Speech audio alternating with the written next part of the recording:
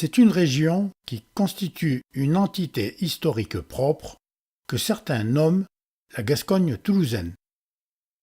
Comprise entre l'Arats à l'ouest et la Garonne à l'est, entre l'île Jourdain au sud, au Villars au nord, au Xe siècle carolingien, elle était rattachée au diocèse de Toulouse et donc au Pagus Tolosanus.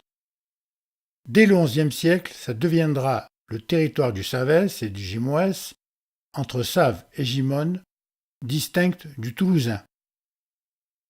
Thil et Brex se trouvent sur les hautes terrasses de la Garonne, comme la forêt de Bouconne.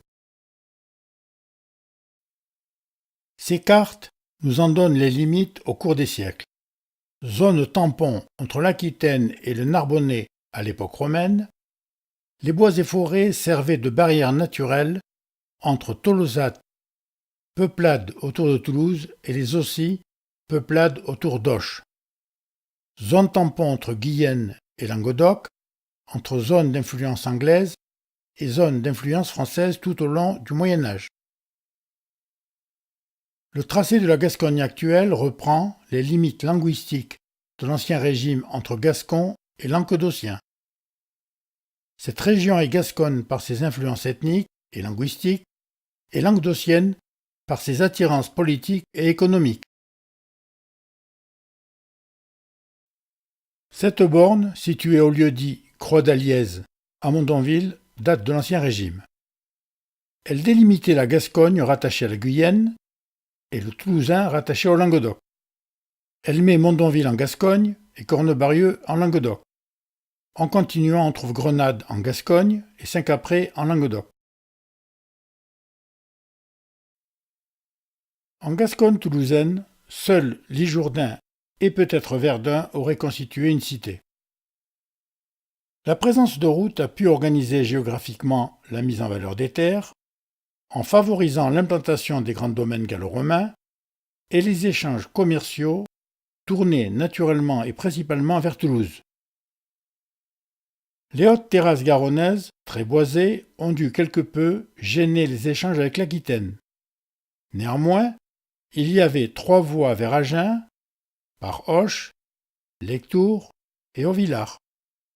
La voie principale Toulouse-Auch par l'île Jourdain, une voie secondaire Toulouse-Lectoure par Brignemont et Saran, et probablement une voie Toulouse-Agen longeant la Garonne.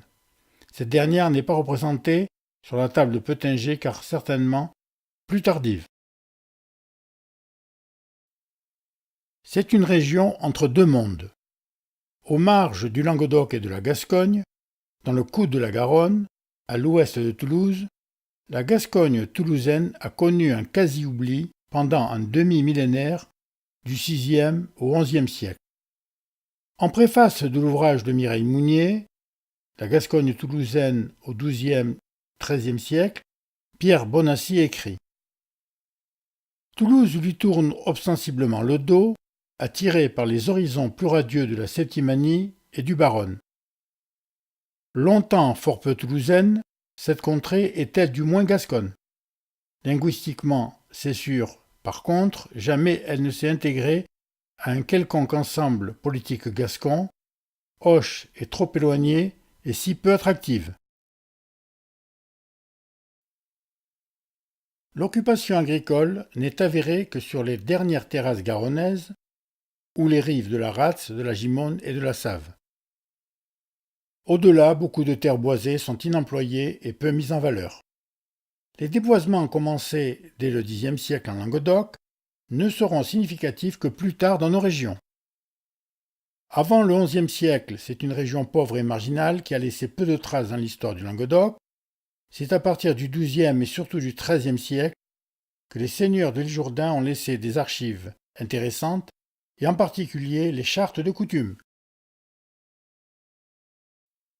Au bas Moyen Âge, les influences régionales principales sont celles de la seigneurie de l'île Jourdain, de la vicomté de Fezensac, de la vicomté de Terride ou Gimoès autour de Gimont et de Verdun, de la vicomté de Lomagne autour d'Auvillars, et bien entendu, celle des communautés religieuses et en particulier des abbayes cisterciennes de Grand-Selve, de Belle-Pergette et de Gimont.